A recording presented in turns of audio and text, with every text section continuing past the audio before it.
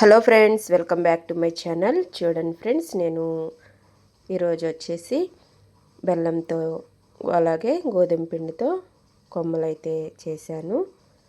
ఇవి చాలా టేస్ట్గా ఉంటాయండి. పిల్లలకి స్నాక్స్ కానీ మన ఇంట్లో స్వీట్స్ అలా తినాలి అనిపించినప్పుడు ఇలా బెల్లంతో చక్కగా సింపుల్గా చేసేసుకోవచ్చు.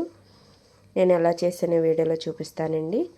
చూసి చివరి వరకు చూసి ప్లీజ్ నచ్చితే కనుక ప్లీజ్ సబ్స్క్రైబ్ అయితే చేసుకుని ఒక లైక్ చేయండి ఫ్రెండ్స్. చూడండి, నేను 1 కప్పు గోధుమ పిండి తీసుకున్నాను.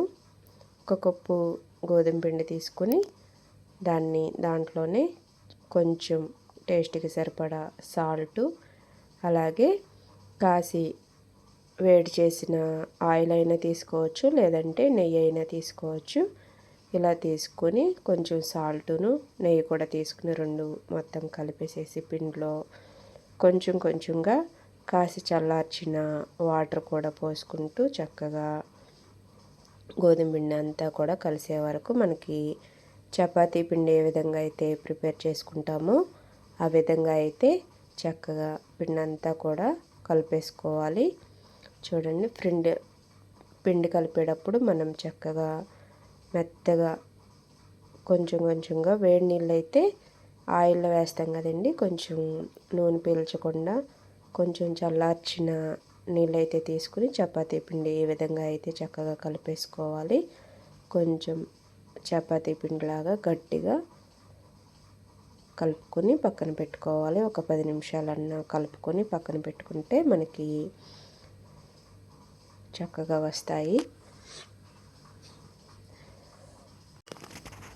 చూడండి, ఈ విధంగా చక్కగా చపాతీ పిండిలాగా ఇలా కలిపేసుకుని ఒక 10 మినిట్స్ పక్కన పెట్టుకుంటే పిండి చక్కగా మెత్తగా అవుతుంది. ఈ విధంగా మెత్తగా అయిన తర్వాత ఒక పీట మీద చపాతీ రెండు ఈ చపాతీ ముద్దని 2 ఉండలుగా చేసుకుని ఒకటి పక్కన పెట్టుకుని ఒకటి చపాతీ కొంచెం మందంగా చేసుకోవాలండి. మనం పొడిపిండి సహాయంతో పొడిపిండి వేసుకుంటూ చక్కగా కొంచెం మందంగా చేసుకోవాలి. మరి చపాతీలాగా పలసగా కాకుండా కొంచెం మందంగా చేసుకుంటే మనకి కొమ్మలు అనేది కొంచెం మందంగా ఉంటాయి. ఈ విధంగా చపాతీని మరీ వత్తకుండా కొంచెం మందంగా చేసుకోవాలి. చూడండి, ఈ విధంగా చేసుకోవాలి. ఈ విధంగా చేసిన తర్వాత సైడ్లంతా కూడా మనకి సమానంగా ఉండేటట్టు కట్ చేసేసుకుని కొమ్మలు అనేది ప్రిపేర్ చేసుకోవచ్చు. చాలా చాలా బాగుంటాయండి. టేస్ట్ కూడా చాలా బాగుంటుంది. ఒకసారి ట్రై చేయండి. మనకి పిల్లలకి స్నాక్స్ బాక్స్లో కానీ అలాగే మనం ఇంట్లో తినాలి అనుకున్నప్పుడు ఇలా సింపుల్గా చేసేసుకోవచ్చు. ఇలా కొంచెం లేయర్స్గా కట్ చేసేసుకుని మొత్తం కూడా సమానంగా చూడండి, ఈ విధంగా మొత్తం కూడా కట్ చేసేసుకుని తీసుకోవాలి. ఇలా కట్ చేసుకుని తీసుకుంటే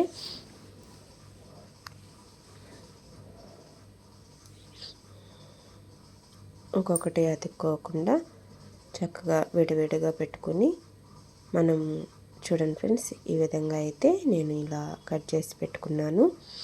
ఇలా కట్ చేసి పెట్టుకుని మొత్తం కూడా ఒక ప్లేట్లోకి తీసుకుని స్టవ్ మీద ఒక ప్యాన్ తీసుకుని దాంట్లో కొంచెం ఆయిల్ తీసుకుని ఆయిల్ కొంచెం వేడైన తర్వాత మనం ముందుగా కట్ చేసి పెట్టుకున్న ఈ కొమ్మలు కూడా ఆయిల్ అయితే డీప్ ఫ్రై చేసేసుకోవాలి. మొత్తం బాగా డీప్ ఫ్రై చేసుకోవాలి. చూడండి, ఆయిల్ కొంచెం వేడైన తర్వాత ఈ విధంగా డీప్ ఫ్రై అయితే చేసేస్తున్నాను. ఒక్కొక్కటిగా వేసుకోవాలి, లేదంటే మనకి ముందు అతుక్కుపోతాయండి.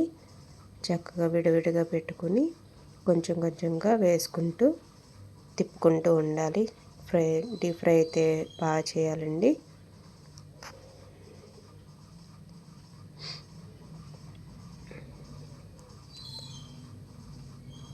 వీటిని 2 పార్ట్లుగా అయితే ఆయిల్ అయితే వేయించేసుకుంటున్నాను.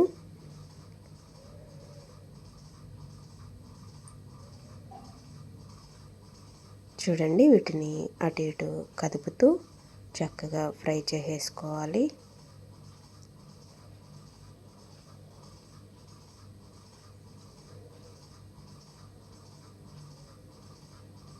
చూడండి నేను ఈ విధంగా కలర్ చేంజ్ అవుతూ వస్తున్నాయి కదా, మరీ మాడిపోకుండా చక్కగా గోల్డెన్ కలర్ వచ్చే వరకు కూడా వేయించుకుంటే మనకి లోన పిండంతా కూడా చక్కగా ఉడికిపోతుంది అనమాట. ఉడికిపోయి కరకరలాడుతూ ఉంటాయి. బెల్లం ఏ విధంగా అయితే ఫ్రై అయిన తర్వాత మొత్తం కూడా చక్కగా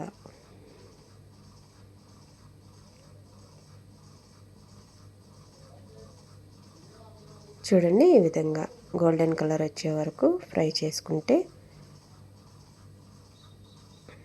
చాలా బాగుంటాయి. ఇలా కొంచెం కొంచెంగా మొత్తం కూడా ఫ్రై చేసేసుకోవాలి. నూనెలో వేయించేసుకుని పక్కనకి తీసుకోవాలి. చూడండి ఫ్రెండ్స్, ఈ విధంగా మొత్తం కూడా నేను కొంచెం కొంచెంగా ఇలా వేయించేసి పక్కకు తీసుకున్నాను. ఇలా పక్కన పెట్టుకుని వేరొక కళాయిలో ఏ పిండితో అయితే నేను గోధుమ పిండి తీసుకున్నాను అదే కప్పుతో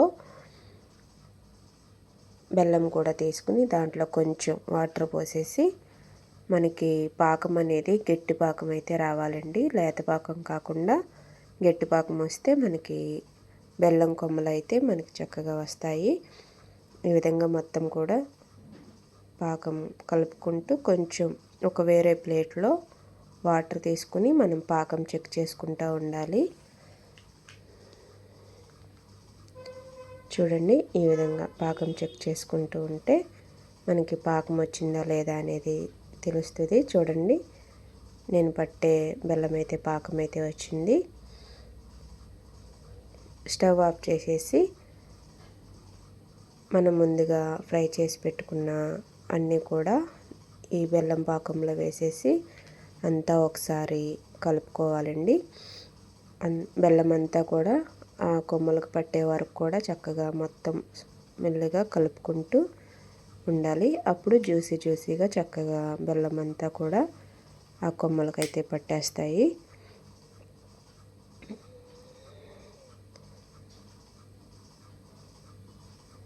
ఈ విధంగా కలుపుకుంటూ ఉంటే బెల్లం గట్టిగా అయిపోయి చక్కగా పొడి పొడిగా ఉంటాయన్నమాట.